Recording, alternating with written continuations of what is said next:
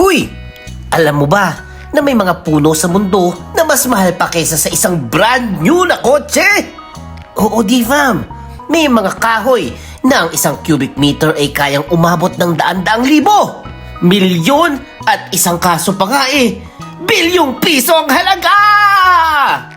Isipin mo to, isang puno na kapag nahawahan ng abag, nagiging liquid gold ang loob at binebenta ng halagang 5.7 million pesos kada kilo. May isa namang kahoy na ginagamit ng mga hari noong unang panahon at may isang uri ng kahoy na sobrang tigas. Lumulubog pa sa tubig at ginagamit sa paggawa ng mga mamahaling instrumento na tumutugtog sa mga concert hall sa Europe. Sa video na to, aalamin natin ang 10 pinakamahal na puno sa buong mundo. At dito'y makikita rin sa Pilipinas. Mula sa medyo kaya pa hanggang sa grabe, bilyonaryo lang makakabili nito. Magkano ba talagang halaga kada cubic meter? At bakit umaabot sa ganitong presyo ang simpleng kahoy? Let's go! Mr. D. At number 10, bubinga or gibortia. Maharlikang kahoy ng Afrika. Ang bubinga ay isang matigas at mabigat na kahoy na mula sa puno ng gibortia na matatagpuan sa West at Central Africa. Kilala ito sa malalim na pulang kulay at magandang grain na ginagamit sa high-end na muebles, veneers at maging sa mga dekalidad na gitara. Ayon sa mga ulat noong 2024, umaabot sa humigit kumulang $1,800 bawat cubic meter. Or, kung gagawin natin ito sa peso, ito'y katumbas ng mahigit kumulang 104,000 pesos bawat cubic meter. Bagaman hindi kasing mahal ng ibang nasa listahan, ang presyo nito ay nagpapakita ng pagtaas ng demand sa maganda at matibay na kahoy mula sa Afrika. Number 9, snake wood or Brosimum guianense. Istruktura na parang balat ng ahas. Ito'y nagmula sa Guyana at Suriname. Ang kahoy na ito ay may kakaibang pattern na kahawig ng balat ng ahas, kaya tinatawag na snake wood. Dahil maliit lang ang punong ito at mahirap magproseso ng kahoy, kakaunti lang ang supply nito.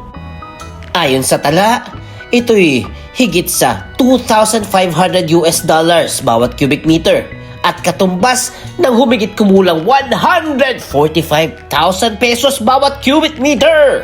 Minsan, binebenta ang snakewood per board foot at umaabot sa mahigit kumulang na $400 to $600 bawat board foot.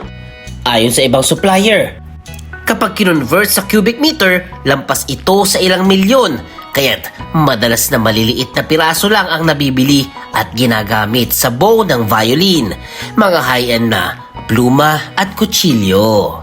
Number 8, Purple Heart or Peltogyne. Ito ay tumutubo sa Amazon rainforest at kilala dahil sa natural nitong lilang kulay na lalo pang lumalalim pagdaan ng panahon. Sa tala, ito'y nagkakahalaga ng $1,200 bawat cubic meter. Sa peso, ito ay humigit kumulang 69,600 pesos bawat cubic meter. Ginagamit ang Purple Heart sa sahig, premium na furnitures at marquetry or inlay. At kilala ito sa tibay at resistensya nito sa insekto at pagkakabulok. Dahil nagmumula ito sa tropical na kagubatan ng Brazil at Guyana, sinisikap ng mga bansa na kontrolin ang pagputol upang hindi maubos ang mga puno. Number 7, Brazilian Rosewood or Dalbergia nigra. Ito ay isa sa pinakahinahangad na kahoy para sa mga high-end na gitarang acoustic at luxury furnitures. Hindi katakataka dahil napakaganda ng grain na may natural na aroma at mahusay ang tonal properties. Pinoprotektahan ito ng CITES or Convention on International Trade in Endangered Species, kaya mahirap at mahal ang pagkuha ng legal na stock nito. Ayon sa mga tala, maaaring umabot sa 17,000 US dollars bawat cubic meter. Ibig sabihin nito, halos 986,000 pesos bawat cubic meter. Pinapakita pa ng datos sa Medium na karaniwang nasa 10,000 US dollars bawat cubic meter nito. Patunay na ang pagkakaunti ng supply at mga regulasyon ang nagtataas ng halaga ng kahoy. Kinakailangan ng special permit upang mag-export o mag-import nito. At number 6, Lignum vitae or Guaiacum officinale.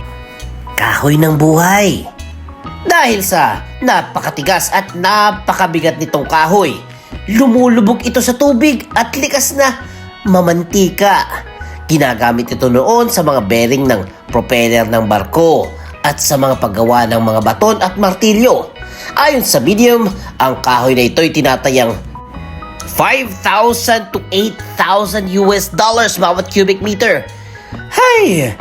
Kung i-convert sa peso, ay nasa 290,000 hanggang 465,000 pesos bawat cubic meter ang halaga.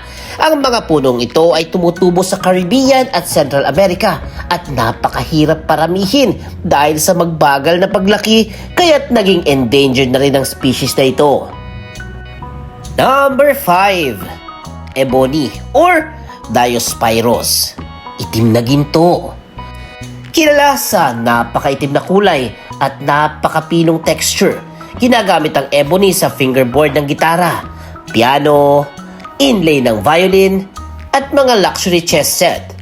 Dahil sa sobrang tigas at hirap maproseso, mataas ang labor cost at limitado ang supply. Lalo na't maraming species ang protektado. Sabi ng Medium, ang ebony ay nagkakahalaga ng humigit kumulang $10,000 bawat cubic meter. Kung susumahin, katumbas ito ng 580,000 pesos bawat cubic meter. Mula ito sa Africa, Sri Lanka at Timog Silangang Asya at tinuturing na isa sa pinaka-eleganteng kahoy sa paggawa ng mga instrumentong pangmusika. At number 4, Sandalwood or Santalum album. Mabango at mahal.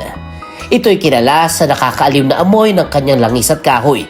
Bagamat binubuo ito ng maraming species sa Asia at Australia, ang Indian sandalwood ang pinakabantog. Dahil mabagal ang paglago at kontrolado ng pamahalaan ng pag-ani, tumaas ang presyo ng heartwood. Ayon sa pag-aaral, ang kasalukuyang auction price ng sandalwood heartwood sa India ay nasa 95,000 to 150,000 US dollars bawat tonelada. Ginagamit ito sa pabango, insenso at tradisyonal na medisina. Kapag kinonvert naman sa cubic meter, ang presyo ay tinatayang 85,000 US dollars bawat cubic meter or 4.93 million pesos sa Pilipinas. Nagpapakita nito ng pagkakaiba ng presyo depende sa kalidad at lokasyon. Kahit alin pa man, malinaw na napakataas ng halaga ng sandalwood dahil sa bango at limitadong supply nito. At number 3, Pink Ivory or Berchemia zeiheri. Kung ang pag-uusapan ay kulay, walang tatalo sa malarosas na kahoy ng Pink Ivory. Ang mga punong ito na mula sa Timog Africa ay bihirang lumaki ng higit sa 15 meters at sobrang kakaunti ang populasyon nito. Noong sinaunang panahon, para lamang sa Zulu royalty ang paggamit ng kahoy na ito.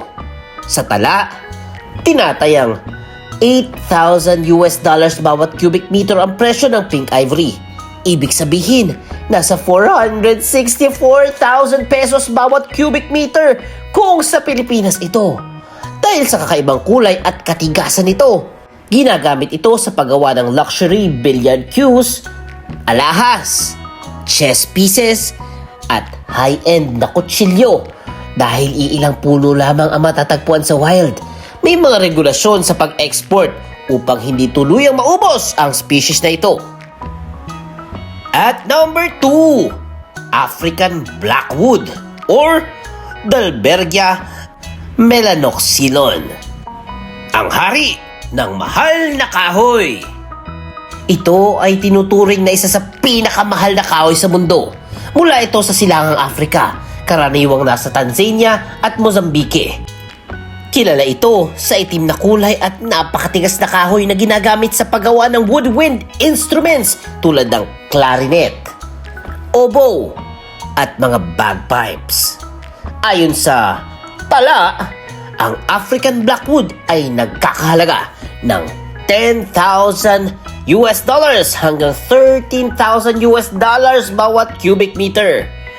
Ito'y katumbas ng 500,000 pesos hanggang 870,000 pesos bawat cubic meter. Dahil mabagal ang paglaki ng punong ito, umaagbot ng 60 years bago maani at mahigpit ang regulasyon sa pagputol. Patuloy na tumataas ang presyo nito.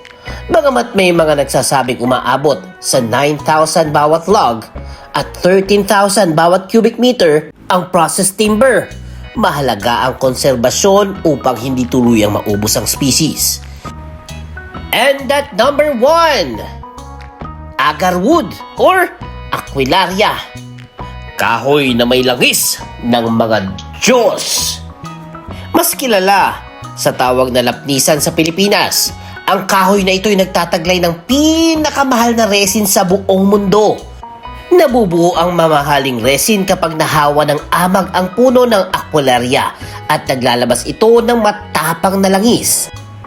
Ayon sa data, pinakamataas na grado ng agarwood ay nagkakahalaga ng humigit kumulang $45,000 bawat libra or $100,000 bawat kilo. Ito rin ang sinasabing isa sa pinakamahal na raw materials para sa pabango at insenso.